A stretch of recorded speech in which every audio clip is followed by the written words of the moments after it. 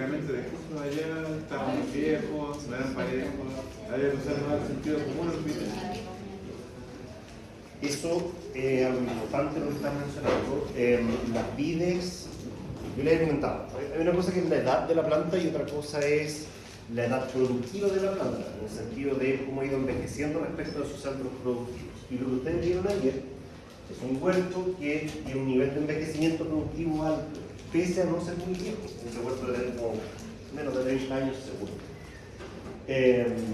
Por lo tanto, es bien difícil en algunos momentos establecer dónde van los centros productivos, incluso esto que decía ahí el jefe de campo, que dejamos a veces una vara por sobre el brazo, cómo mezclar sistemas de poda. Yo les hablé de manera súper como segregada, esto es poda corta, esto es poda larga o mixta, ¿cierto? Sin embargo, en ciertas condiciones es necesario, para poder preservar la producción de un huerto, tomar algunas medidas como lo que se explicaba anteriormente. Y es dejar un centro productivo que estaría en la categoría de cargador, porque el pitón claramente era más grande, con la idea de cubrir un espacio improductivo en la planta. De lo contrario, tendríamos que hacer eliminación de parte de ese brazo y a partir de algún chupón generar un brazo nuevo. Y eso es complejo. Yo les he explicado varias veces que las heridas para las plantas son difíciles de sanar. Hay heridas que no cierran nunca, ¿ya? Como todo en la vida, siempre hay algo que no cierra nunca. Dicho esto, entonces, nosotros ayer nos encontramos con las plantas en este estado. Ustedes aplicaron un proceso, un criterio de poda en el calabón. Era un huerto que, si bien es cierto, estaba envejecido y era complejo, esa condición, yo imagino que lo notaron, era homogénea.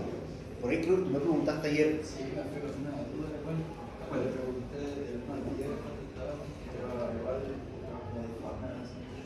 Y quería saber si estaba bien, es normal, Pasa. se dan de forma. Pasa, especialmente en huertos que se manejan de ciertas formas. Yo no puedo decir, están manejándolo mal, están manejándolo bien, es solamente una estrategia de trabajo más antigua. Pero lo que tiene que verificarse es si esa condición de dificultad, por ejemplo, en ubicar los centros productivos o ese envejecimiento productivo, es homogéneo o no, o es puntual, porque también puede pasar que sea puntual. Puede ser que sea un par de claros que estén más o menos y el resto está parejito y anda bien. Pero pudieron observar que todo el huerto, todo el paño en el que trabajamos ayer, presenta la misma condición. Por tanto, eso nos habla de una situación de manejo, lo cual hace que sea más fácil, dentro de la dificultad, poder establecer un criterio de manejo adicional. Es decir, esta es la instrucción de poda y aplíquenla, porque en realidad van a encontrarse siempre con plantas en la misma situación. Una situación difícil, pero pareja para todos. Entonces, en ese sentido, yo creo que es bueno, siempre es mejor tener un huerto homogéneo, sí o no, da lo mismo, antes que uno heterogéneo. La heterogeneidad es muy difícil porque retrasa mucho la toma de decisiones. Ya ustedes después de un ratito ya agarraban algo de confianza y empezaban a definir mejor las acciones que tenían que tomar. Porque las plantas se parecían, dentro del lugar que estaban, se parecían. Ah, me pasó lo mismo en dos plantas más allá. Ya, ok, puedo hacer lo mismo. Pero cuando tiene una planta súper buena, una planta súper mala, una intermedia, es más complicado. Ahora, la forma en la que se enfrenta la poda, desde mi punto de vista, debe ser un poquito más conservadora. Yo creo que tener claro cuántos centros productivos necesito por planta es una cosa súper importante, que se difumina un montón cuando ustedes tienen plantas que son más chicas, más grandes, con brazos cortados, brazos no cortados. Y de ahí la importancia que en las espalderas nosotros tengamos la idea de linealizar la producción. Que hablemos de pitones por metro lineal, más que pitones por planta, porque ya vieron que hay plantas que a veces son más largas, más cortas, que tienen brazos más largos, más cortos, brazos inexistentes incluso, pero perfectamente tener una planta con un solo gran brazo extendido y otra al lado que tenga los dos. Podría ser. ¿Alguna otra duda, chiquillos? ¿Que haya surgido, comentario, inquietud? Más que nada, más que fue una duda que en la más vieja da uva de mejor calidad. Quedé pensando. Yo nunca le he dicho algo así, ¿cierto? Se piensa la siguiente situación. Una planta cuando es pequeñita, recién instalada en el huerto, una planta que crece mucho, tiene el ímpetu de crecer porque tiene una pequeña masa de células vivas y busca ocupar espacio. Es su norma genética, eso tiene que hacer, ocupar el espacio. Por lo tanto, crece un montón, brota por todos lados, tiene un montón de chupones. Parte de la formación de la planta es preservar los brotes que nos interesan, eliminando el resto para fortalecer eso que queda. Entonces, claro, al principio la planta muy desbocada, crece, desordenadísima. Entonces, pega de nuestra es meterle energía a esta formación.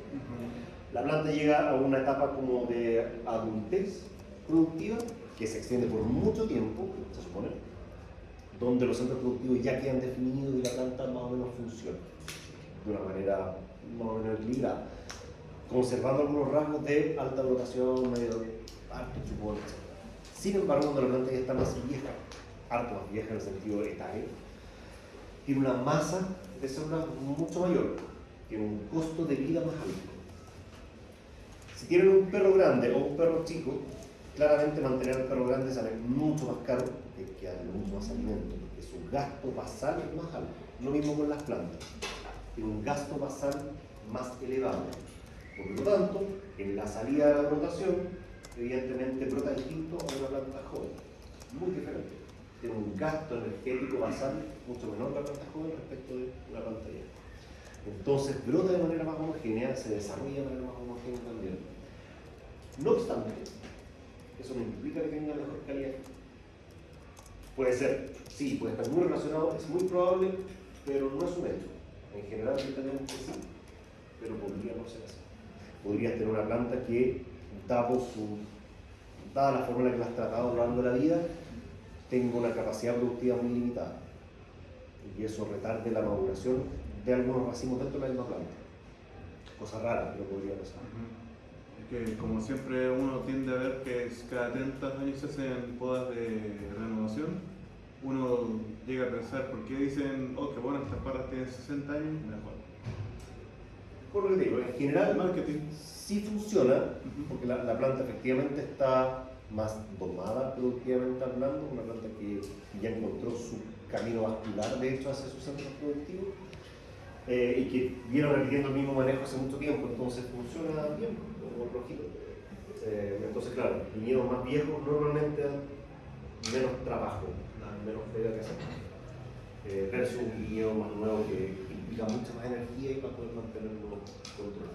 Pero no tiene que ver con eso de que, no sé si pasa, no, de que si la planta está como creciendo como más nuevita, está como muy enfocada como en eso, en crecer, y quizás cuando es más vieja como que su ministro se enfoca más en producir, más que en crecer como en ocupar espacio, sino que ya tiene su espacio y se enfoca más solo en producción. Además que como que tiene menos, quizás no sé qué productivo, pero como quizás le salgan menos cosas, como que no crece solamente crecer, se aprieta más. No sé si pasa, es una pregunta. Me suena mucho lo que estás contando a esta etapa como de juvenilidad que tienen los árboles.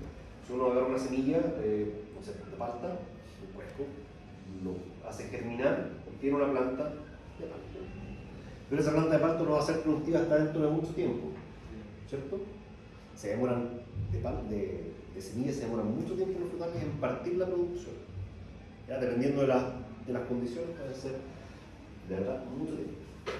Entonces, para evitar esa juvenilidad, lo que hacemos nosotros es partir con plantas que vienen o han sido generadas a partir de material adulto. Entonces, hacemos con plantas injertadas muchas veces o hacemos propagación asexual. Y una de las grandes ventajas que tienen es que agarran material que ya pasó por su etapa juvenil. La etapa inicial de una planta implica ocupar espacio. No significa que no vaya a producir. Ya muchas veces cuando tú colocas la plantita, que viene, o sea, con una púa chiquitita, con 2 yemas, o 2 púas de 2 yemas cada uno, esos brotecitos pueden traer fruta perfectamente. ¿No producen menos ahorita también enfocado en otras áreas, como que se va consumiendo para muchas partes? Siempre en cualquier planta Inicialmente el suministro, en el caso de las vías, se va a los ápices durante la rotación, todo se va ahí, todo se desarrolla en el fondo del brote en longitud y en sus órganos también. Y cuando ya hay fruta, todo se hace a la fruta. O se empiezan a repartir progresivamente hacia la fruta. Una vez que empieza la maduración, el brote deja de ser importante y todo lo recibe el fruto. Entonces, habiendo fruta, está esa competencia fuerte. Sin embargo, la planta cuando es chica, todavía no ocupa todo su espacio. Cuando pasa el tiempo, pasan los años, se encuentra con la planta que está al lado, compite. Por tanto, su espacio está limitado a esa posibilidad de desarrollo, nada más, a su espacio. Debe competir. Entonces también hay un efecto de su entorno productivo directo. Eso también ayuda a domar las plantas, el que puedan competir entre sí. El marco de plantación ahí es clave. Marcos de plantación amplios, como el Daiger, un marco de plantación grandote, implica plantas más grandes también, ¿vale? Lo cual no necesariamente es bueno. La tendencia es de hecho a achicar los marcos de plantación para poder meter más plantas por hectárea y por tanto más kilogramos por hectárea a una menor carga por planta. La matemática después la vamos a revisar, pero funciona más o menos así. Yo tengo una pregunta. Como en cuanto a la fuerza que va a agarrar como una planta, porque decía que uno preferiría como hacer como realizar una estaca o algo por el estilo así. Y es más o menos lo mismo que hacer como una parra nueva desde una para del mismo árbol. No me acuerdo, eso tiene un nombre, pero ahora no lo usaba. ¿Sabes lo que me refiero? ¿No? Hacer sí, un acodo subterráneo, sí, sí. alias mugrón. Okay, sí. No sé si lo vieron ayer, igual había Sí, un par. sí, Que por eso. había una planta bien establecida y la temporada anterior probablemente habían agarrado un sarmiento y lo habían enterrado. No sé si vieron eso. No. Bueno, pero el Pirque lo tenemos Sí. ahí hace rato. Esa técnica de acodado subterráneo funciona súper bien. ¿Por qué? Porque en general se generan raíces muy rápido y el trozo de sarmiento que queda para dar inicio a la planta siguiente va a estar siempre alimentado por la planta madre. O sea, es mejor aún que un... Más papaya, sí. Okay. El porcentaje de éxito es mucho mayor que en una estaca. Las estacas tienen un porcentaje alto de rendimiento, alto. Use o no uses enraizante. Sin embargo, te aseguras casi un 100% con un acodo subterráneo. Por ejemplo, la persona que estaba ahí trabajando ya lo había hecho como solamente la temporada anterior, pero dijo como que aún no había que cortarse, pero ya como que tenía fuerza. ¿Eso en realidad es una idea de él? O Depende de la situación específica. Ah, ok. A veces tienes condiciones que hacen muy riesgoso que cortes el vínculo muy temprano, es decir, justo al año siguiente. Y por eso te esperas 2 años. Va a depender del nivel de enraizamiento. Zonas con mucho nemato, por ejemplo, o condiciones de suelo más o menos complejas, dificultan que esa planta tenga una buena sobrevida luego. Tú quieres asegurarte que sea un caballo bueno para poner la cabeza. O sea, le das más tiempo. A mí me llamó la atención que en la poda, nosotros estábamos con ambas frente a un trabajador de ahí. Y usted siempre nos dijo que teníamos que dejar un espacio para que cicatrice y aquí lo cortaron a ras. Entonces a mí me llamó la atención porque viendo las parras de Pirque, efectivamente hay unos centímetros que cicatriza y que como que se seca esa parte. Entonces aquí directamente en la vid estaba como pegadito el corte que se hacía. ¿Qué pasa ahí? Sandy, voy a hacerte una pregunta muy personal. ¿Tú lavas el arroz cuando lo preparas? A veces sí y a veces no. Yo nunca lo lavo. Yo depende de lo que si hago un risotto, sí, si no, no. Ah, ya, claro, pero si fuese arroz normal, No. ya. Acá es como lo mismo, es decir, tú lo lavas, yo no, y así, quizás Ya. tú también lo lavas, que eso tenga un buen resultado, un resultado a largo plazo positivo. Yo creo que las plantas hablan por sí solas. Mucho corte al ras, se tenía el brazo, Sí. había mucho corte ahí al brazo. Eso significa que todo eso está bueno. Y no sé si notaban, pero coincidentemente, no tuvimos el tiempo para poder discutir planta a planta, pero más allá del brazo, había mucho espacio muerto. Sí, Mucho espacio necrosado. claro que sí. Entonces, cuando yo les digo, hay que dejar las cosas quizás no tan bonitas, pero funcionales, pucha, es por algo. No es maña, es porque efectivamente uno tiende a envejecer productivamente hablando, estoy matando partes del brazo. Sí, eso pasa también. Y lleva años haciéndose así, entonces, Ah, claro. donde fuere lo que quieres, por un lado, pues su instrucción de trabajo es esa y ya está, la hacemos, pero sí lo voy a discutir. A mí no me gusta esa técnica así como tan al ras. No, porque No, pasa eso. limpiar, ¿para qué hay que limpiar? Limpia madera muerta, pero no madera viva que va a tener que Que se canalizara hacia abajo. entonces, insisto, son criterios distintos, de manejo diferente, enfocados en la misma labor. Que nos pueden o no gustar, podemos o no ejercer nuestra posibilidad de opinar respecto a esos temas, sí, pero en la práctica ellos van a seguir haciéndolo así. Claro. Nos guste, nos parezca sensato o no. Pero la consecuencia está ahí, visible. Ya, entonces si a ti te tocara estar trabajando allí, probablemente dirías, ¿sabes qué? Opino que no digamos hacer tocar así, no tan al ras, dejar un poquito, porque si lo dejas realmente súper al ras y quedan bonitas las plantas, pues se ven súper ordenadas, una vez que las ¡buah! Pero claro, funcionalmente a largo o mediano plazo, ni siquiera a largo plazo, es un problema de grave.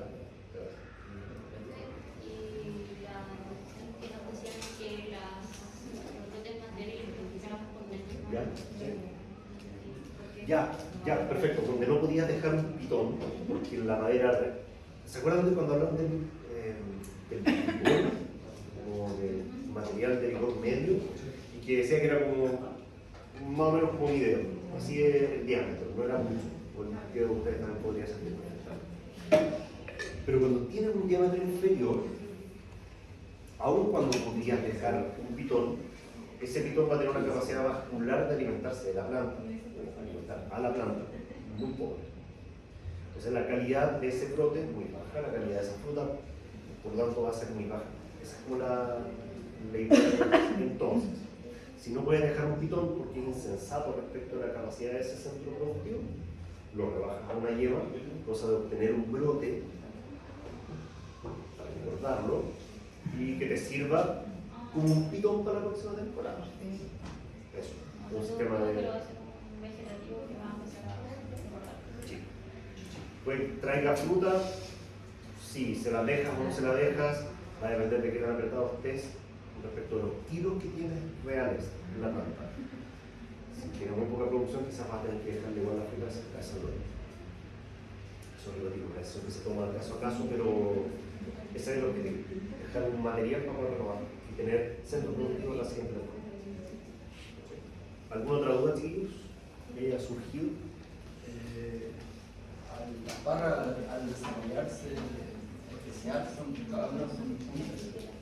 Bueno, sí. ¿Hay algún plan de trazabilidad de lo claro, por ejemplo, para tener un poco más ordenado sobre cómo se notaba que están creciendo los ¿Cómo se está dando la población más adelante? Se hacen habitualmente hartas prospecciones durante la temporada. No es como voy en la camioneta, miro, ahí sigo. No, en realidad uno va y saca información importante. Dependiendo del nivel de, ¿cómo decirlo?, como de exigencia en esa precisión del dato, qué tantos conteos haces de cosas. Una cosa que se hace importante es contar yemas. Ustedes no lo crean, para corroborar la calidad de la poda, uno debiese poder contar yemas y decir, tengo tantas yemas por metro lineal. Con eso, en teoría deberían haber X número de brotes por metro lineal, y si cada brote trae una cantidad de racimos definida o determinada, podría estimar yo la producción. Entonces tengo el primer acercamiento a la producción. Luego vas más adelante y cuentas los racimos reales que hay. Dice, por metro lineal yo estimé que tenía 10 racimos, ahora veo que tengo 12,5 racimos al brote. ¿Qué es lo que necesito? Me falta, si me falta jodí porque no tengo cómo pegarle más racimos, pero si me sobra tengo cómo manejarlo, puedo unir racimos. Eso sí se hace, eso Son como los manejos que uno hace a posteriori. Y América, comenzando cómo se gestiona la producción. ¿Ya? ¿Alguna otra pregunta, chicos? No, solamente ver el tema de la acotación del guía cuando le dijo y algunos se confundieron, el tema de los, si se pasaban de los grados de alcohol, ¿se acuerda que le dije? Entonces los demás que dijeron como, ¿se puede hacer pisco? Ya. Aclaraciones. Sí, en varios puntos al margen hay que pensar que aparte de lo que se dijo era que el vino tiene un grado alcohólico máximo, o se dejó ver eso, y en realidad no existe eso en la legislación chilena. Actualmente, si un vino tiene más de 14 grados, si mi cabeza no falla, se le puede llamar vino generoso. ¿Vale? Sí, es un vino, podría no ponerle generoso y dar lo mismo, exactamente igual. Pero entraría en esa categoría. Si ustedes fermentan uva con mucho contenido de azúcar, pueden llegar a naturalmente 18, 19 grados en condiciones más controladas de alcohol. 18 grados podría ser cualquier uva. Sin embargo, en general entendemos que el vino se mueve en un grado alcohólico de los 12 a los 14,5, no por una cuestión de azar nada más, sino que en realidad tiene que ver con un tema sensorial. Mientras más alcohol tiene, el vino más caliente se percibe en boca y más desagradable es beberlo. Y hay que enfriarlo más para que el sentido se percibe. Por tanto, lo que decía ayer el guía era que, claro, si tiene una graduación alcohólica muy elevada, mejor destilar eso. ¿Cómo se usa? Se puede bajar el grado alcohólico de varias formas. Ya algo conversamos el semestre pasado de aquello, hay técnicas de filtración, o ósmosis inversa, por ejemplo, que sirven para bajar el grado alcohólico. Hoy no tengo para qué destilar. Podría mezclar un vino que tiene 16 grados de alcohol con uno que tiene 13, en cierta proporción, cosa de bajar el porcentaje alcohólico de la mezcla. Sí, podría ser. Y ya, ok, no, voy a destilar, voy a hacer un destilado con ese vino. ¿Se puede llamar pisco? La respuesta es un rotundísimo, gigantesco no. Pisco es una denominación de origen asociada al decreto 521 de la ley de alcoholes, de la ley 18.455. Es un decreto sumamente estricto y una de las primeras cosas que dice es que el pisco es un destilado de vino que solo se puede producir en dos regiones en este país, Atacama y Coquimbo. Si ustedes hacen lo mismo, ustedes destilan cualquier vino de cualquier variedad, lo mismo, en alguna otra zona que no sea eso, se llama aguardiente. ¿Vale? Eso, entonces no podríamos hacer pisco, sino que es únicamente aguardiente. Y además, el decreto 521 es muy estricto en todo. Dice que la uva tiene que ser de esa zona y tiene que ser destilado en esa zona con un mecanismo de destilación específico también. Y ese vino se debe producir con ciertas variedades también específicas. O sea, no es como que ya me pasé en el grado alcohólico porque coseché un tarde a un pisco. Debe ser es mucho más estricta la producción del pisco. Creo que eso satisface tu consulta, ¿no? Sí.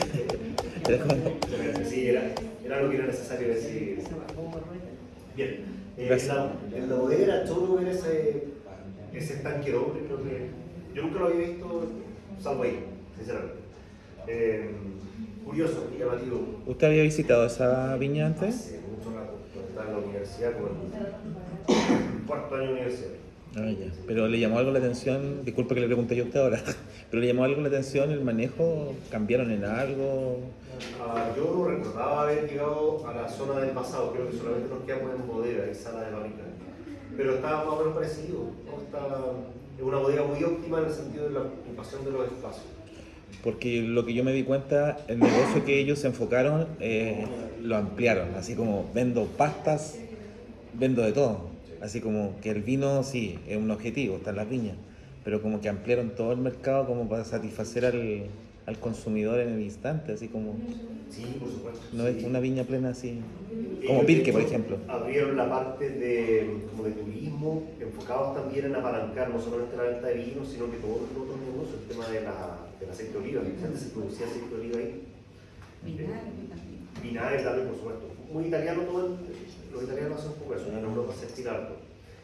Yo hago vino y tengo una hilera de olivo y eventualmente con el vino que me sobra hasta mano, hago vinagre y así. Pero ocupas todo. Y si eso te ayuda a mejorar el negocio, tanto Mejor. Y lo último que se me quedó, bueno, yo no escuché que nos explicaran, eso que estaba en el suelo, ¿qué era? ¿Eran borras? Lo que estaba en el suelo, como una tierra, ¿qué era? Estaban como atrás nuestro, Sí. eso eran semillas. Eran semillas. Ah. ¿Y para qué? A mí que me registren, desconozco. ¿Aceite? ¿Puede ser? Sí, ¿Fuera de ella? ¿Puede ser? sí. Porque para poder usarlas tienes que, cualquier cosa que le extraigas aceite, tienes que separar el agua del aceite. Y mejor te desquita. Yo saqué la foto ayer y decía aceite de semilla de uva. De fruta de uva. Tiene sentido eso, que sea. Ah, ya. ¿Alguna otra preguntilla? Bueno, dejó hartas reflexiones esto de ir a pisar la realidad. Por lo pronto, seguiremos. Dios mío. Estuvimos hablando un montón de cosas la semana pasada. Dentro de las cosas importantes que conversamos tenía que ver con el ciclo fenológico y la dinámica hormonal incluso que ocurre durante el desarrollo de este ciclo fenológico. Ciclo fenológico que establecimos como punto de inicio la salida o el receso invernal y luego eventualmente un retorno al receso invernal. Este ciclo anual está fuertemente influenciado por la acción de hormonas que también conversamos la semana pasada. Por ahí el ácido abscísico es sumamente importante porque es uno de los principales inhibidores de la rotación, cuyo efecto o cuya influencia va disminuyendo conforme la yema es expuesta a bajas temperaturas. ¿Recuerdan eso? Frío y todo eso. Ya, me quedé pensando también desde la semana pasada en ello. Y si es que están medio flacos en la parte de los cálculos de graduría, hora frío, podemos tratar de abordarlo en algún práctico para recordar cómo se hacía el cálculo. ¿Ya? Hablamos también de la dinámica de crecimiento de la planta, hablamos de sus órganos asociados. Esta foto representaba el comportamiento aplotónico que tiene la formación y desarrollo de los brotes, lógicamente. Acá vemos en un cargador de varias yemas, un cargador que cuestionablemente debe tener como 15 yemas. En la punta presenta un par de brotes sumamente vigorosos. Eso genera una inhibición muy fuerte de todo lo que viene atrás, llegando incluso a la inhibición completa, es decir, a la no brotación de nada. Eso es complejo, porque si yo estoy estableciendo la poda en un cargador y dejé 10 yemas y me están brotando 5, estoy teniendo la mitad de producción. Eso es grave. Por tanto, ¿qué medida podemos tomar acá? ¿Qué se les ocurre a ustedes? Eliminar parte de este brote puntero. Podría ser, o eliminarlo completo o parte de él. Perfecto. Otra, quizás a más largo plazo, si me doy cuenta que tengo esta situación siempre, podría perfectamente acortar entonces el largo de los cargadores. ¿Cierto? Así mi inhibición es más corta y si tengo que eliminar el puntero lo hago, pero eventualmente va a tener mayor éxito en la rotación. Profe, ¿y de qué sirve el empleador parcialmente y no completo? Excelente pregunta, hijo. Logras inhibir el desarrollo de ese meristema porque lo eliminaste. Por lo tanto, el viaje y la producción hormonal ya no va hacia allá, sino lo que está justo atrás. El problema es que si elimino parcialmente, muy tarde, voy a generar rotación lateral y no la desinhibición de lo que está atrás. Por eso siempre suele ser más interesante, pero más radical, la eliminación completa del puntero. Porque de verdad ese puntero inhibe hasta un punto completo, incluso la rotación de lo que viene más atrás. Otra alternativa que a veces se hace es quebrar un poquito el sarmiento, cosa de dificultar el viaje de los fotoasimilados y de las reservas, dependiendo del caso, de un lado hacia el otro, favoreciendo lo que está más en la base. Riesgoso, no me gusta tanto, debo decirlo. Quizás arqueando los cargadores funciona mejor, no dejándolos tan en la horizontal, también puede funcionar. Profesor, esa técnica la vimos en los cerezos. Quebraban, pero era para producir mayor floración, mayor fruto. También, pues, nuevamente, para lidiar con la crotonía. O sea, lo que está haciendo es dificultar que lo de más allá, lo más distal, se active. Esté favoreciendo más. No. Porque también ocurre en otros frutales esta inhibición con cascada. ¿Dónde iba eso cuando se doblaba el cargador para que arriba a la mitad tuviera la energía, creo que en el ápice? ¿Se acuerdan que vimos unas plantitas chiquititas?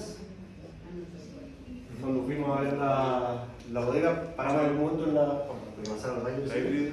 Y unas que eran bien bajitas y con los cargadores.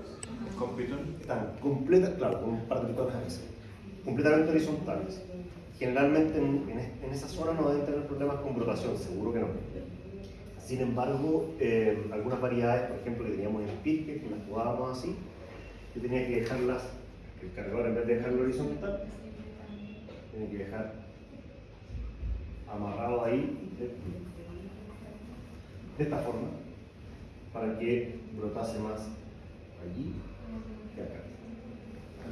Entonces, ese ángulo, ese nivel de amarre torcido, lo tienes que hacer más o menos forzado cuando tienes problemas de rotación o unidad de rotación.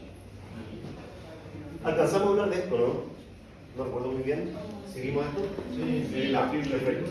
Hablamos de las 3 yemas que tiene el yemero, que es un mecanismo súper interesante porque en realidad esto lo genera la planta cuando tiene recursos, entonces no le sale tan caro en el fondo, como a partir de eso. Hablamos de que la yema primaria, secundaria y terciaria tenían sí o sí primordios foliares, es decir, pequeñas hojitas ya prehechas, y en el caso de la yema primaria y secundaria tenemos la probabilidad de obtener también, dentro de lo que ya está desarrollado, primordios florales, es decir, un futuro racimo. ¿Y la primera? Primaria y secundaria podríamos encontrar primordio floral. ¿En la tercera no? Es muy poco probable. Muy poco probable. Ahora, normalmente entenderemos que la yema primaria es la que brota, la secundaria también podría brotar si se dan las condiciones, y la terciaria es el caso de emergencia también. Normalmente también asumimos que brota solamente una, cosa que no siempre ocurre, a veces brotan 2, primaria y secundaria. Y eso se conoce como un brote mellizo. Y ese brote mellizo, como son 2 brotes que salen del mismo nudo, tenemos que solucionarlo más adelante porque si no tenemos un exceso de follaje. Eso me pasó. Cuando estaba podando ayer, vi un brote de mellizo y ya implicaban. Parece que Bueno, y en mi casa también lo pasó. ahí está pegando. Está hinchada también la. Pero puntas verdes y esto ya lleva algo rosa. Sí, va a brotar. También puede pasar. Fíjense, ahí está la yema. ¿Qué hay ahí? El corte del. Aquí había otro brote. Si este es el brote principal, este es un brote secundario. O sea, aquí puede haber otra yema. Adicionalmente, podríamos tener 2 yemas latentes ahí. Solamente para fines de recordar, en un brote, ¿qué estructuras podemos encontrar? En un brote, piénsenlo herbáceo, no sarmiento, en un brote. ¿Qué tipo de estructura?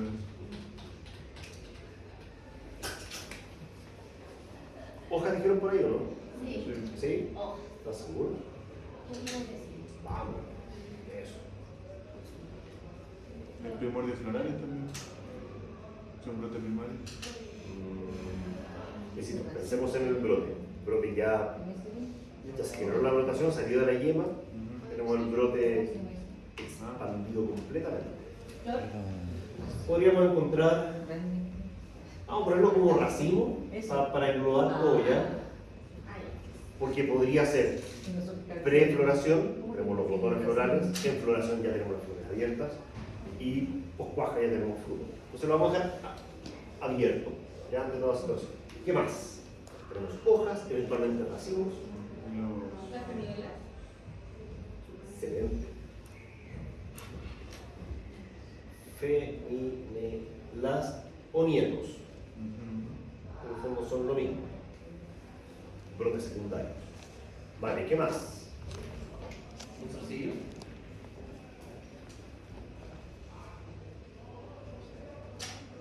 Los zarcillos, que son las estructuras que le permiten a la planta afirmarse, ¿cierto? La vid no es una enredadera como tal, no tiene sistemas para pegamentarse a una superficie, pero sí es capaz de afirmarse de cosas que estén alrededor. Porque recuerden, las plantas quieren ser lo más competitivas posible, por tanto quieren captar la mayor cantidad de luz posible también, y poder escalar significa alcanzar mejor luz, Pero entonces, ¿por qué no sería una planta trepadora? porque es rastrera. No está hecha para treparse, sin embargo tiene mecanismos para eso. Su principal sistema de crecimiento, o más bien dinámica de crecimiento, es arrastre.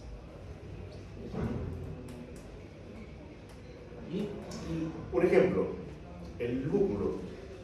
El lúpulo es trepadora, una planta trepadora, que de hecho se enrolla sobre sí misma cuando no tienen a qué afirmarse. La vid no, la vid cae y se expande, ya lo mismo. Si tiene un palito para subir, se enganchará con los zarcillos si es que le da, y sobre eso crecerá. Yo podría tener como una parra en el piso que produzca. Hacer como. Sí, pero ya te cacho. Igual tendería a agarrar más altura. Va a hacer tender, arbustiva. ¿Cómo hacer arbustiva? va a tender a ser una especie de arbusto. Sí. Un arbusto fiscal. No sé a qué ornamental se parece bien. ¿Alguna otra estructura?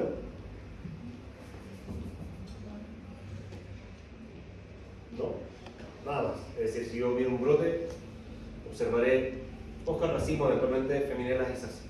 Los nudos. Los entrenudos, nudos, yemas. Que podría calzar acá. Vamos a dejarlo con doble asterisco.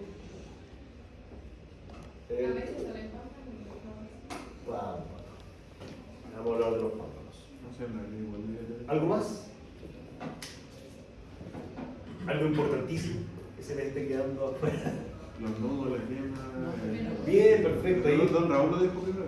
No. tenemos las yemas. Ya robándote la quila ahí. Ya, yemas. El semestre pasado me la hizo. Sí, ¿verdad? Yemas, pero ojo. Por cada nudo en un brote tenemos dos yemas. La yema latente. La pronta. ¿Se acuerdan de la otra, no?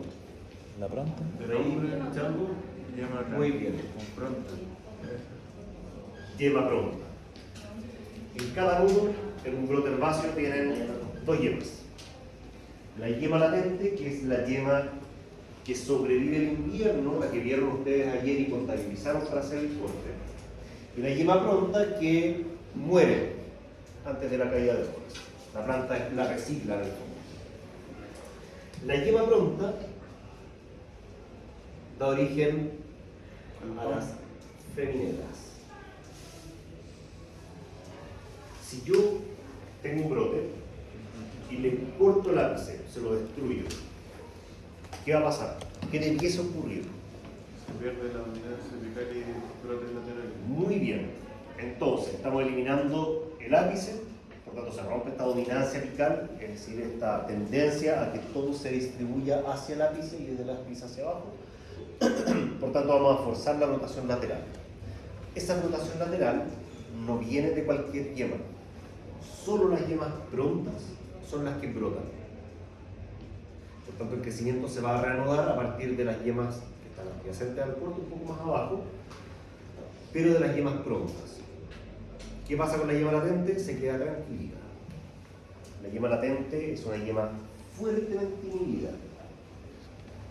Es una yema que solamente haciendo trabajos hormonales podríamos hacer que brote. Naturalmente no va a brotar. Yo podría sacar de yema, sacar todas las yemas prontas y sacarle la que se explotó. Y aún así no van a brotar. Claro, entonces con esta relación entre yema pronta y feminela. ¿Sí? Feminela este brote secundario. Pero los pámpanos salían de la familia. Las feminelas son brotes que salen de la yema pronta, una yema que es de la temporada, que no alcanza en teoría a inducirse y diferenciarse. Por lo tanto, es un brote infértil. ¿Todos de acuerdo hasta ahí? ¿La latín? Ah, ¿Cuál? ¿La latín? ¿Acaba de decir? estamos hablando de las feminelas, Ah, que salen de la yema pronta, que es una yema de la temporada, que no alcanzó a inducirse ni a diferenciarse en teoría. Sin embargo, y este sin embargo es importante, si la brotación de esa yema pronta es más bien tardía y se dan las condiciones ambientales, puede que se haya inducido y diferenciado. Por tanto, la feminela sí va a traer fruta, sí va a traer un racimo pequeño, con mucha menor densidad de fruta o flores. Por tanto, a eso le vamos a llamar pámpano. ¿Sí? Entonces, en la teoría, la feminela es infértil, salvo que sea una brotación más bien tardía, porque podría haber alcanzado a inducirse y diferenciarse. Y eso trae consigo el pámpano. Pámpano que sale muy a destiempo, porque ya hay un racimo, por tanto ese pámpano no alcanza a madurar y es una competencia adicional para el racimo principal. Es que esa fue una duda principal, porque cuando fuimos a cosechar a William Febre, ¿Sí? los pámpanos aparentemente se veían maduros al Luce mismo maduro, nivel. por supuesto que sí. Sí, se alcanza la pinta cuando uno ya va a cosechar. Pero el nivel de madurez hay que entenderlo no solo por el color, Sí, pero sino que la composición. ¿Ya? Hay que pensar que las piracinas, el nivel de acidez, los taninos que tiene son muy distintos a los que tiene el racimo o principal. sea, por eso aparentemente estaban maduros, nos dijeron no los tenemos. Exactamente. Porque la calidad es muy dispar, muy visible. No significa que sean necesariamente malos, pero no podía mezclarlos con No, no era la maduración fenólica. para nada. ¿Alguna duda, chiquillos, hasta acá?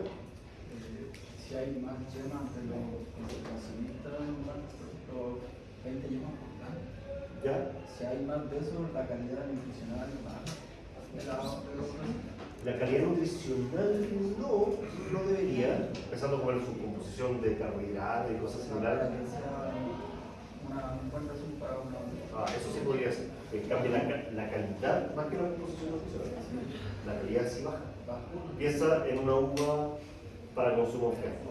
Tener una sobrecarga de fruta implica una valla más chiquitita. Pero en el caso de la uva vinífera, calibre no es un tema. No quiero vallas grandes, quiero vallas chiquititas. Pero voy a tener tanto racimo que los compuestos que está generando la planta son insuficientes y no queda tan concentrado como necesita. ¿Alguna otra pregunta, seguidos, antes de continuar? Como ven, hasta el momento no hemos avanzado nada. Nada demasiado nuevo tampoco.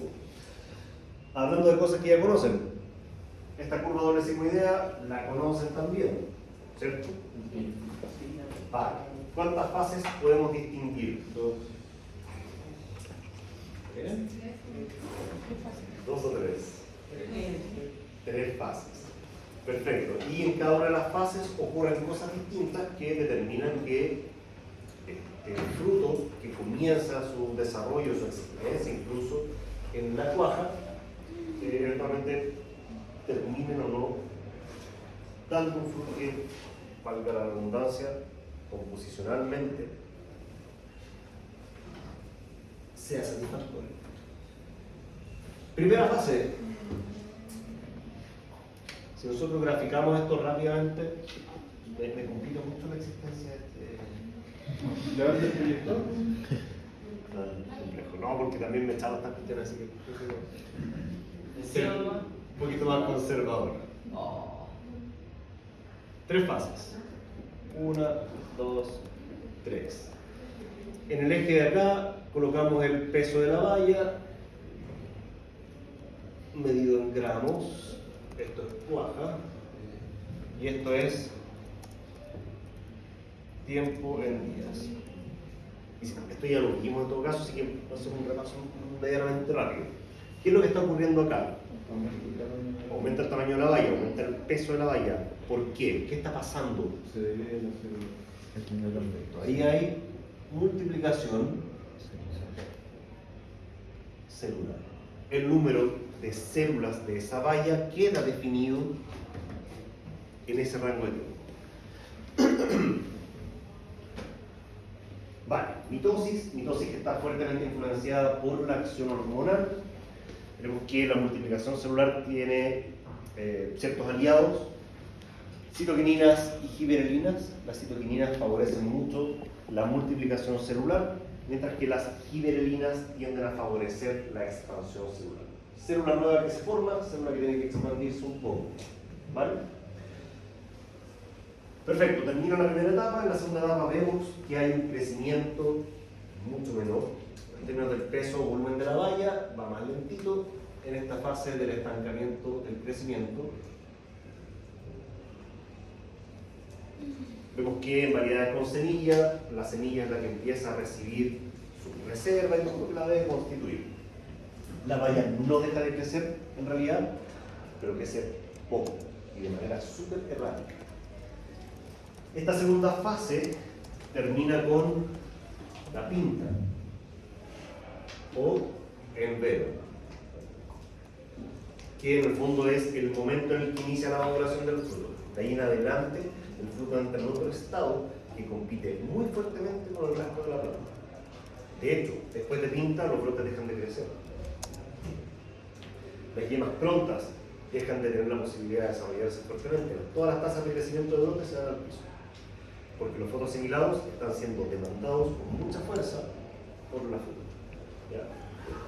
El incremento del azúcar es brutal. Pasamos de, no sé, por aquí tenemos entre 5 y 7 grados Fix, como mucho 7, hasta llegar a acumular 23, 24 grados Fix.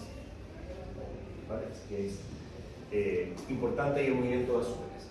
Tercera fase, notamos que parte con, o inicia con el envero, y acá lo que vemos es un crecimiento en el tamaño de la valla o en el peso de la valla, influenciado por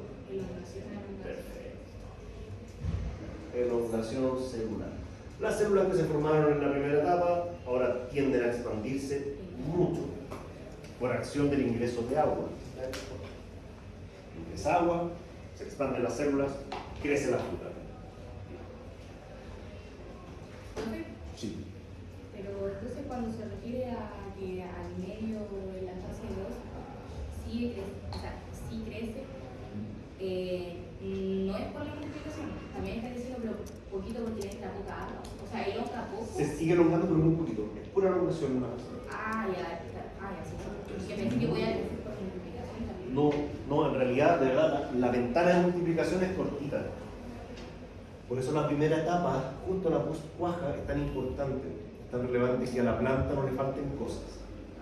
Porque si le faltan cosas, la valla va a quedar con pulpa, un menor número de células. Porque al final, lo que más se divide, o lo que más puede crecer en número de células, es la pulpa. La piel siguen siendo, no sé, 4 cápitas de células. Y eso es todo. Lo que crece en realidad es la pulpa. Y eso nos lleva a otra cosa que viene más adelante, pero ¿qué ocurre si falta agua acá, en la post-cuaja? La división celular. Baja la división celular, fuertemente. Por tanto, vamos a tener menos células en esa valla, un potencial de calibre o tamaño mucho inferior.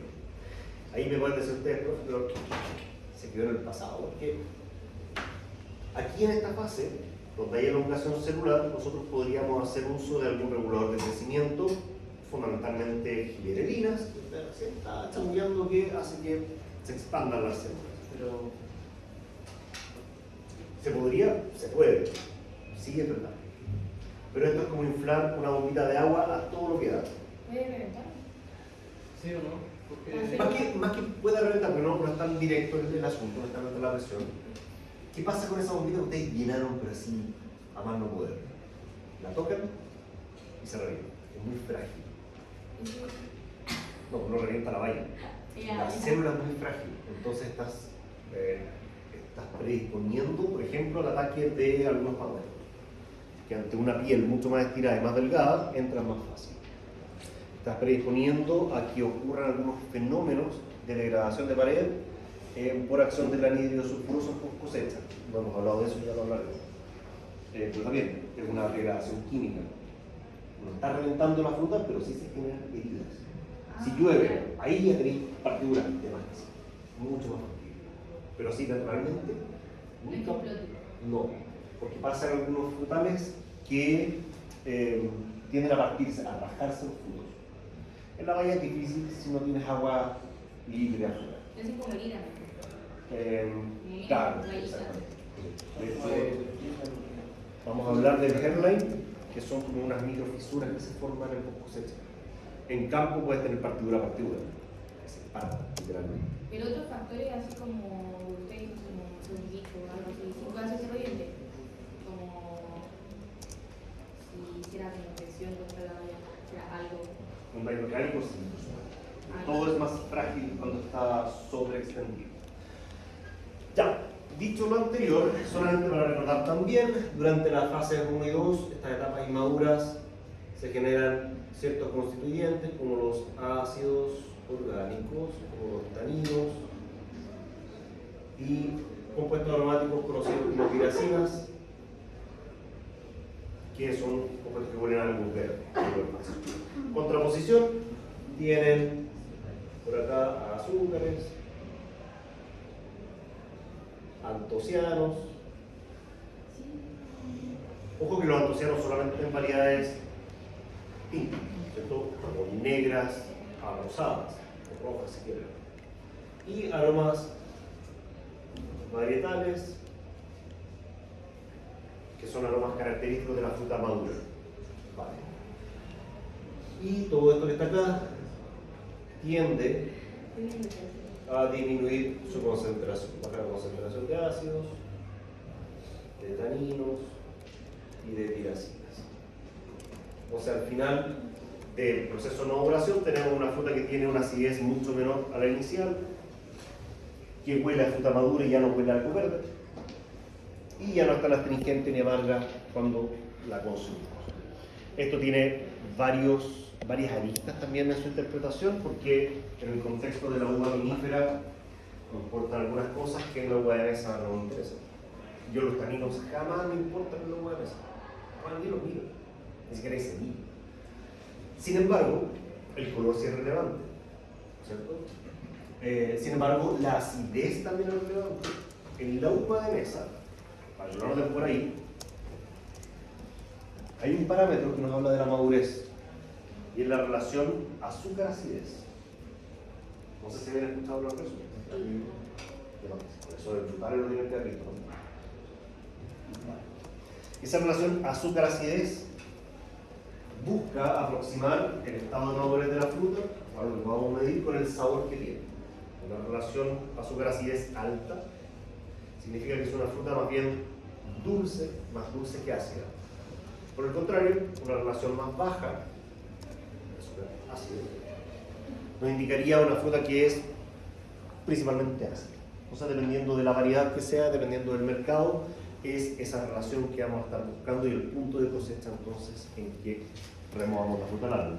Y eso se hace como con, o sea, se puede ver como con los grados Brix.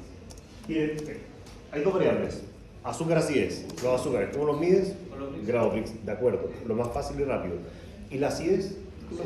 Sí, pero por ejemplo, que los grados Brix estén como como un estándar, un parámetro, no me dirían como que probablemente también hay tanto de acidez. No.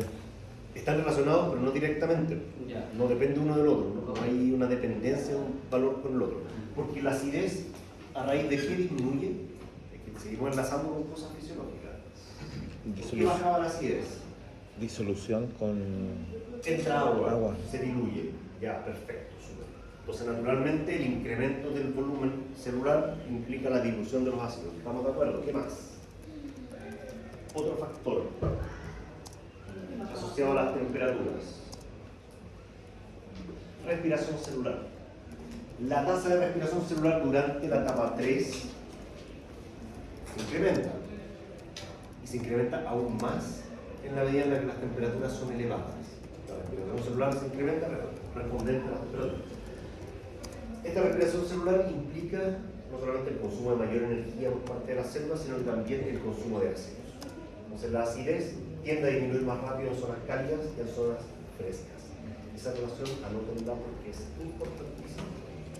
Por lo tanto, si tengo la misma variedad de uva de mesa, solo estoy pensando en eso, en una zona más cálida respecto de otra, y tengo los mismos grados gris, es posible que se dé la situación en la que pueda cosechar antes aquella, digamos, la zona más cálida respecto de la zona más fría. Porque tengo una relación azúcar-acidez que me alcanza. ¿Sí? ¿Disminuía más en la anterior? ¿Disminuía más en la zona anterior? Sí. Ay, Aumenta la tasa de respiración, por tanto, la respiración celular es mayor y de grados ácidos. ay. ¿Están muy bombarderos? Sí, bueno, porque ya en la 36 de 56. Vamos, esto tengo que terminar el día. Bien, esta parte ya, que si te gustó lo que hemos hablado, que está en la presentación. El proceso de formación del fruto, como ya saben, comienza en la cuaja. Y para llegar a eso tiene que ocurrir la floración, que ya de la lista. Llega ponen el estigma, ocurre la polinización, luego la fecundación. Y hay dos mecanismos, siendo el segundo el más importante en la uva de mesa sin semilla. Para que haya una valla sin semilla, debe ocurrir o bien que el embrión muera por no ser viable, o bien que no ocurra la fecundación, es decir, que no se junten los gametos. Que el polen no alcance a llegar con su material genético hasta el óvulo que está en el ovario.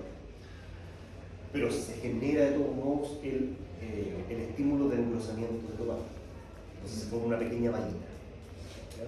La uva pastilla, no sé si la conocen, una uva rosada, clásica, súper aromática, muy rica, mucha uvilla y una uva grande, uvilla, uva grande. Eso tiene que ver con partenocarpia. El otro mecanismo es la estenospermocarpia. Me he perdido. En la parte nocarpia no te perdido. En ninguno de los dos casos tiene semilla. Ah, ya. El tema es por qué. En la parte nocarpia es porque no ocurrió la fecundación, por algún motivo, cualquiera sea, desde problemas de autoincompatibilidad hasta temperatura. Mientras que en la estenospermocarpia ocurre fecundación, polinización o fecundación, pero el embrión muere. Que no es viable su desarrollo.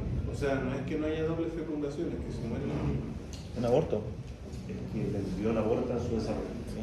La flor cuajó, la flor está desarrollando, se está engrosando, se está formando el embrión, pero no es viable y muere.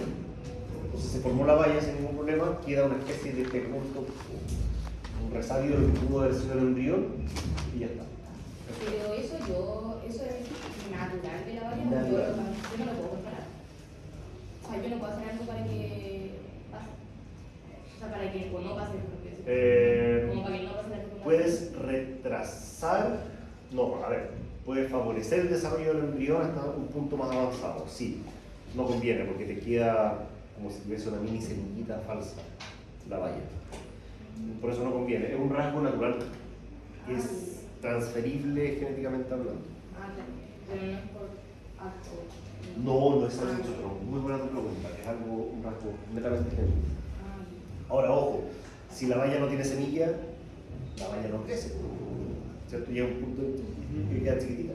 Si ustedes a la uva de mesa no le ponen hormonas, crece un poquito, se elonga, por supuesto, porque la fase 3 igual ingresa agua, pero es muy pequeña, todavía no alcanza. La floración depende mucho de las temperaturas. Hablábamos en la clase anterior que son muchas flores por racimo, por tanto las primeras en abrirse ya están cuajadas cuando vamos a la mitad de la floración. Entonces hay cierto nivel de traslape entre un estadio y otro. Si yo extiendo mucho, porque hay muy baja temperatura, por ejemplo, de esta floración, se extiende mucho la floración, ¿eso es positivo o negativo? ¿Qué creen ustedes? Imagínense, justo coincide el inicio de la floración con una masa de aire frío que mantiene las temperaturas medias súper bajitas durante varios días y la floración no dura 13 días, en vez de una semanita. ¿Eso será positivo o negativo? ¿Por qué tienden a pensar que es negativo? ¿Qué esperarían que pase en esa ocasión? ¿Te enojas? Ya, intuitivamente piensan que es negativo. ¿Sí? Ya, perfecto. Quédense con esa intuición. Sin embargo, como esto es más ciencia que intuición, ocurre que cuando tenemos esta extensión en la floración, y yo les decía que las primeras flores ya cuajaron, esas flores se convierten en frutos. Frutos que están en una división continua. Por tanto, el tejido en mitosis es un tejido altamente demandante de fotosimilados. Por lo tanto, la competencia local en ese racimo por los fotosimilados es favorable a quién, a la flor o al fruto. Por lejos del fruto, porque el fruto está creciendo el número de células, está demandando hormonalmente el flujo de fotosimilados hacia su estructura. Por tanto, las flores dejan de recibir los fotosimilados que estaban recibiendo y empiezan a abortar. Por tanto, una floración extendida en el tiempo, muy extendida, es negativa, producto entonces de este aborto natural que va a ocurrir por competencia. Y eso nos lleva al riesgo de corrimiento. Corrimiento es cuando tenemos un racimo con muy poquitas bayas porque las flores abortaron. Eso es el corrimiento. Racimo muy desprovisto de bayas,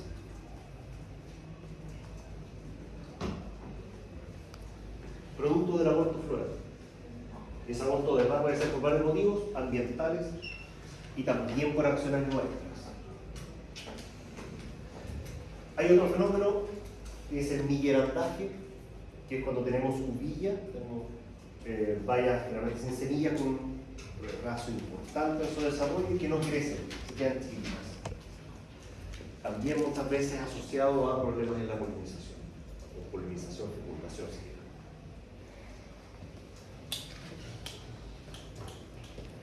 En ningún caso es positivo, ni en el contexto del agua vinífera, ni en el contexto del agua de mesa es positivo. Entonces, ya, pero profe, usted algo dijo que se limpiaban el racimo en la cosecha, se botan las rayas deformes o que no se no calzan por la teoría. Pero imagínense limpiar eso. Como por racimo se van a estar acumulando un montón. Entonces, claramente no es viable.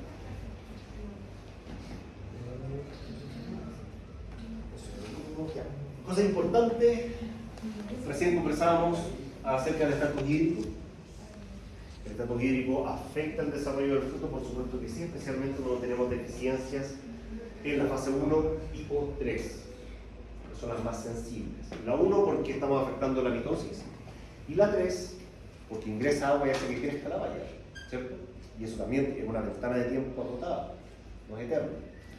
Por lo tanto, dependiendo de lo que necesitemos, el manejo hídrico va a ser fundamental para poder o lograr un tamaño de valla grande o lograr un tamaño de valla más bien pequeñito.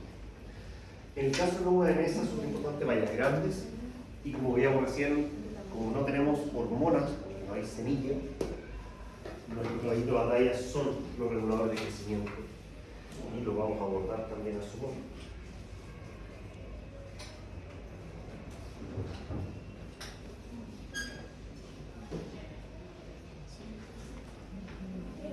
¿A qué hora termina la clase? ¿A las 3:10?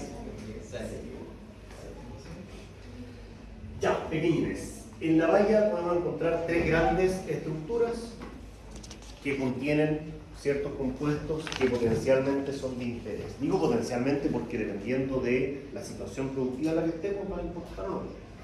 En la uva de mesa, por ejemplo, me interesa mucho el color, pero no estoy pendiente de los taninos. En la uva vinífera, por el contrario, 6 piracinas es un problema. En la uva de mesa jamás estoy preguntándome si la piel tiene sabor verde o no. Parte de lo que nos fijamos. Entonces, si vamos de afuera hacia adentro, podemos decir que la piel es con lo primero que nos topamos. La piel está cubierta por prurina. Esta cera que lo que hace es proteger del agua libre a esta vaina. Dentro de la piel, dentro de las células de la piel, encontraremos compuestos de interés, tales como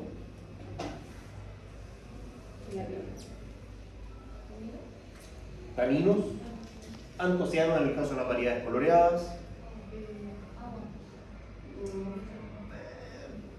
o sea, sí, por supuesto, el peso de esas células es mayoritariamente agua, pero fundamentalmente lo que aportan son compuestos fenólicos, taninos y antocianos, y compuestos aromáticos.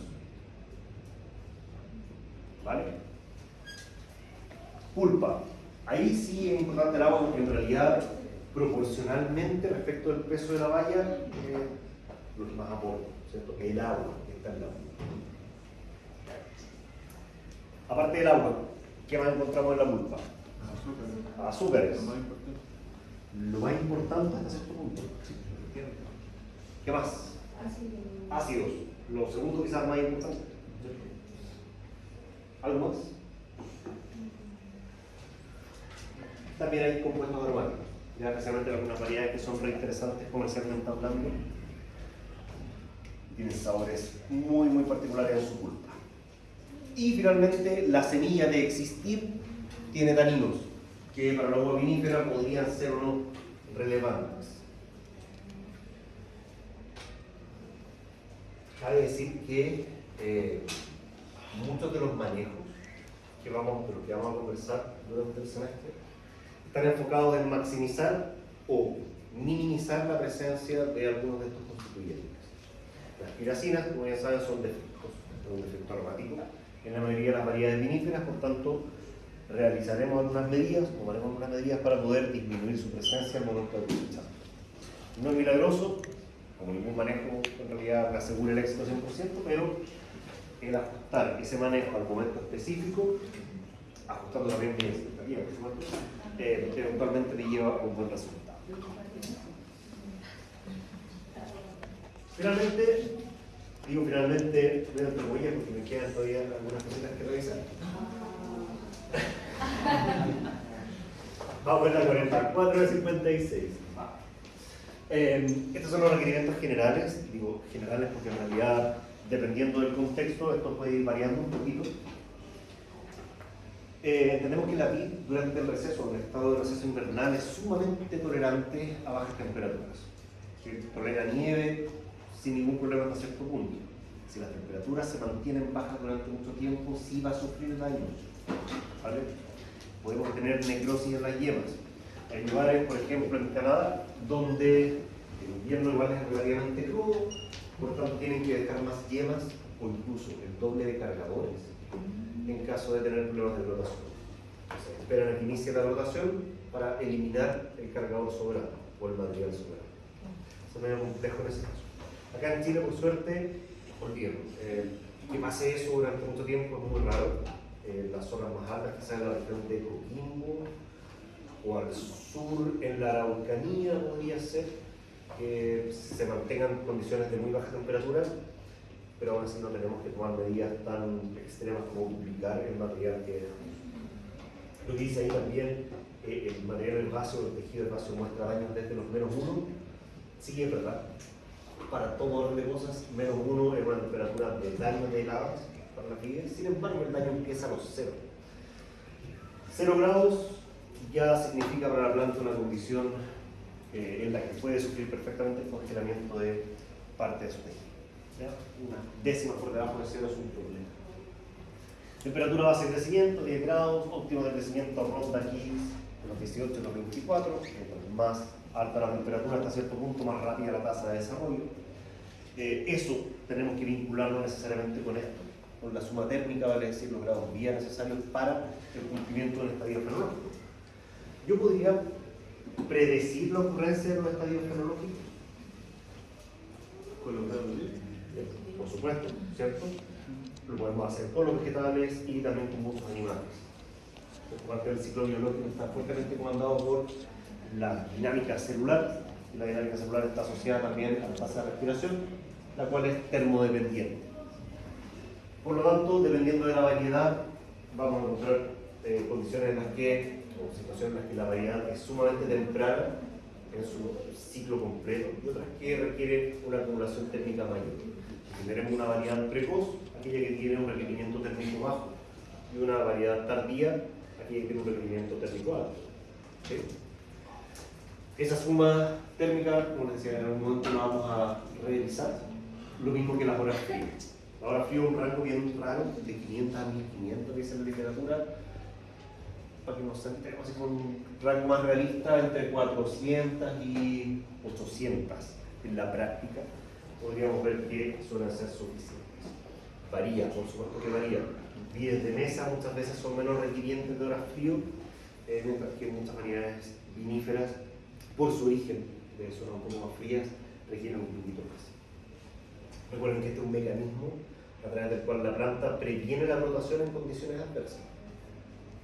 Pero por eso no brotan en pleno invierno, porque en realidad si brotasen, se quema todo. Daño por heladas, súper susceptible en la medida en la que nos encontramos con tejido expuesto, tejido verde expuesto. En Pirque siempre hay una heladita por ahí por finales de septiembre. Siempre cae una chiquita, a veces más grande, que daña los primeros brotes. Ya son heladas cortas, heladas que en general no causan muchos problemas, y la primera señal de que ocurrió una helada es que se necrosa parte de la hoja. Normalmente quedan como encapujadas, una parte necrosada, producto de la muerte por congelación. Recuerden que la vid, de alguna manera, ha logrado evolucionar para tener mecanismos para subsistir en esta situación. De allí la complejidad del yemero. Para tener 3 yemas en una, permite que si se le muere una, la que ya estaba brotada, pueda sacar por la secundaria o la terciaria. O incluso desdiferenciar tejido que está un poquito más abajo, vivo, y sacar un brote de ahí mismo. Podría ser. Desdiferenciar tejido desde madera es difícil. Ustedes saben que las células vegetales son totipotenciales, ¿cierto? El nombre, diga el concepto. ¿Y qué la pasa cosa de es eso? Totipotencial. que se pueden diferenciar dependiendo de la posición.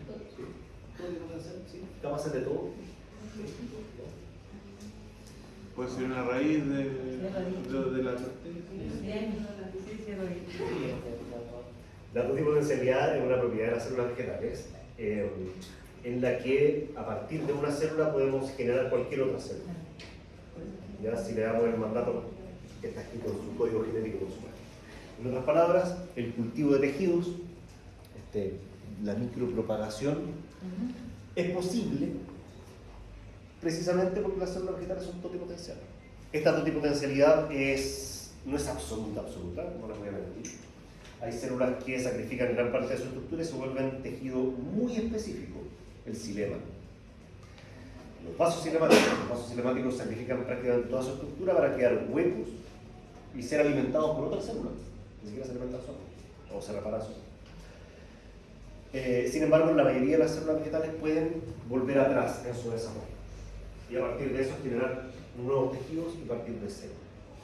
¿Vale? Cuando ustedes hablaron de propagación, pues tuvieron propagación, ¿cierto? Por algo sabemos del poco. Ya. Cuando habló de que hay células que sacrifican su estructura y se vuelven un tejido muy específico, ¿era el floema o el xilema? El xilema. El floema normalmente está menos diferenciado que el xilema. Los pétalos. Los pétalos son sumamente difíciles de utilizar como material para propagar. Porque es un tejido súper diferenciado también. Pese a que no lo parece. Y pareciera que solo acumular un pigmento y cosas así. Vale. Daño por granizos. También el granizo tiene un problema grande, que no solamente es el descenso de las temperaturas del aire circundante, sino que también daño del aire. ¿Vale? Es raro que tengamos muchos problemas con granizo. Normalmente las granizadas son las botadas de un espacio geográfico súper específico, pero si ustedes se van justo al lado, a Argentina, Mendoza, graniza fuerte, pelotas de golf enormes y que obligan a que en muchas zonas tengan que enmallar o colocar mallas para evitar el daño por granizo. ¿Qué significa PLH? No PLR, PLH. No confundir. A ver, el primer. tiene que ver con temperaturas y con un periodo que está libre de heladas. pH es la abreviación de periodo libre de heladas. Ahora, un dato importante. Para planificar la plantación o establecimiento de cualquier especie, uno tiene que pensar si ese lugar es apto. Y una de las primeras cosas que miramos más allá es más rápido el clima, porque contamos habitualmente con datos climatológicos cercanos. ¿Qué observamos? ¿Cuánto tiempo observamos? Es importante. Normalmente no nos fijamos solo en la temporada anterior, sino que tratamos de sacar un promedio de temporadas anteriores. Ya por lo menos 5 años, casi siempre son 10. Porque puede que el año pasado no haya habido ninguna helada en todo el año. Pero si miro el año anterior y todos los años hacia atrás, siempre hubo helada. Porque ocasionalmente, por acción de la influencia del fenómeno de la niña, no hubiese ocurrido heladas en ese momento. Más factores atmosféricos importantes, ya lo hablamos, el viento no lo conversamos rápidamente, el viento genera un problema en las plantas. ¿Cuál podrá ser? No se doblan. Lo que te contra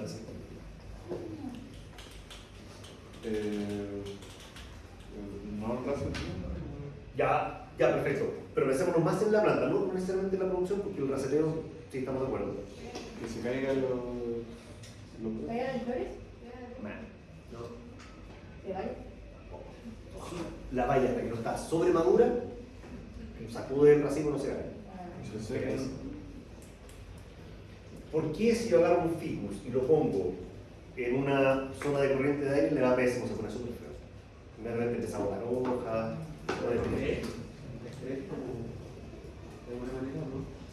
¿Qué genera el viento que estresa a la planta? Eso de agua. Pierde más agua. Exactamente. En las láminas de las hojas se genera lo que se llama capa límite, no sé si lo recuerdan. La capa límite es una capa de vapor de agua que limita, suena súper redundante, lo acabo de pensar, que limita la pérdida de agua a través del intercambio de gases con la atmósfera. Es un colchón de agua. Entonces la planta cuando tiene los estomas abiertos está perdiendo agua, pero pierde menos agua porque hay vapor de agua que hace como un colchón de diferencial de presión. Sin embargo, el viento remueve esa capa límite. Entonces la planta la está reponiendo constantemente y se pierde más agua. Lugares de mucho viento no solamente generan races, sino que también problemas hídricos.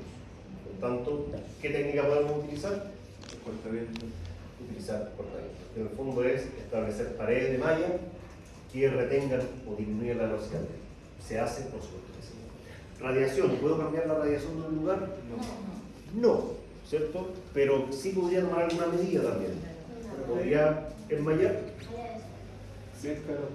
¿Y en medida de control de viento será muy difícil establecer algún corredor biológico? ¿O hay... Se puede, no, funciona también, sí, una mala opción, pero tiene que ser lo suficientemente alto y denso, dependiendo de tu sistema de conducción, para retener el viento. Los álamos no sirven. Tiene que ser un arbusto. Claro, exacto, un álamo está cuestionable. Sí. Podría ser cualquier otro tipo de especie un poquito más arbustivo. La radiación, por ahí en la sección anterior me dijeron, la podemos controlar aplicando algún bloqueador solar. ¿Cierto? En los cerezos se hacen aplicaciones de estos bloqueadores que en el fondo es una película blanquecina que lo que hace es rebotar parte de la luz. Ya, pero eso es porque queremos evitar frutos dobles la siguiente temporada. Entonces, la post cosecha hacemos la aplicación de este producto.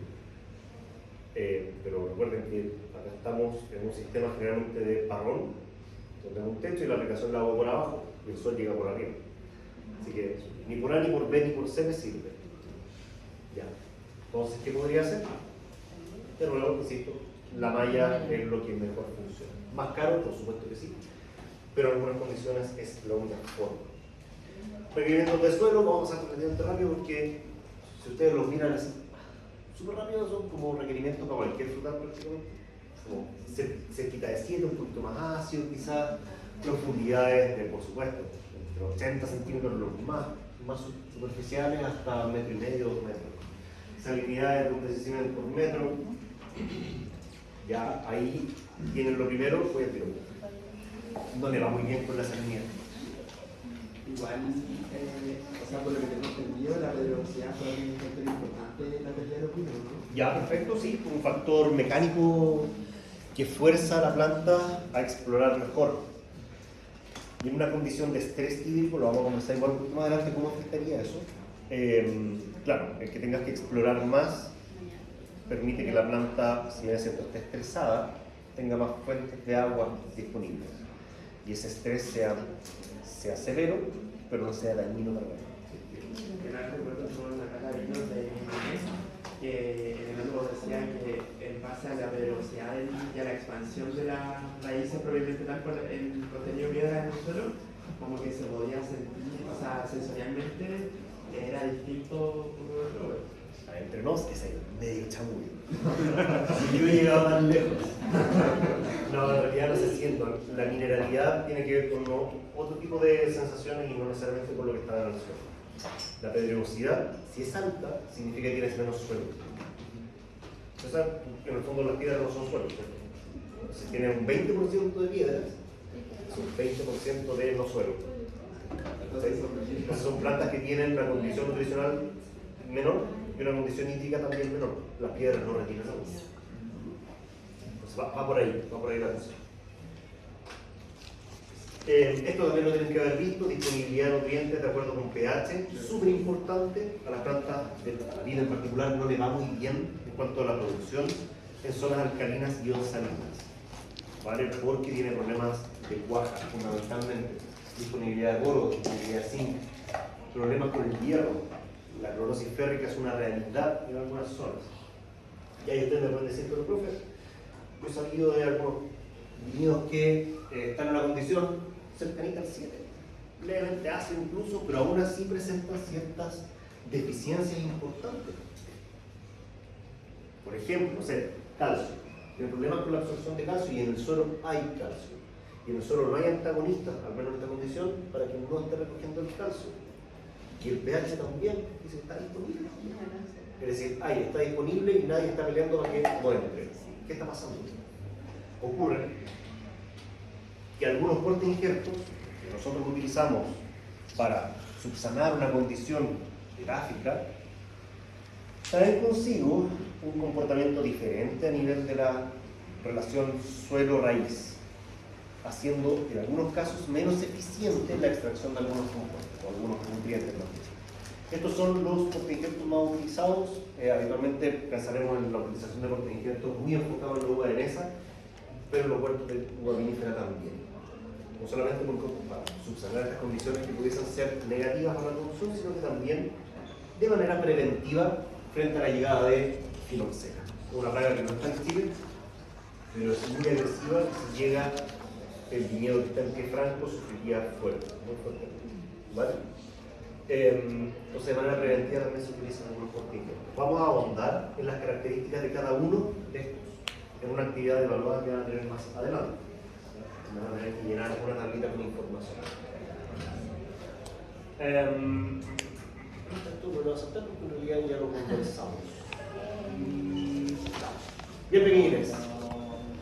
Preguntas, dudas, consultas, inquietudes hasta acá. ¿Requerimientos nutricionales de la vid? Específicos los vamos a ver cuando hablemos de nutrición. Ya. Por lo pronto, sépase que en cuanto a macronutrientes, uno pensaría que la vid, para vino en particular, como que no requiere mucho, requiere bastante. Ya es decir, tenemos que siempre considerar cuánto le estamos sacando al momento de reponer, si no nos vamos a ir a la ciudad muy rápido. Ya.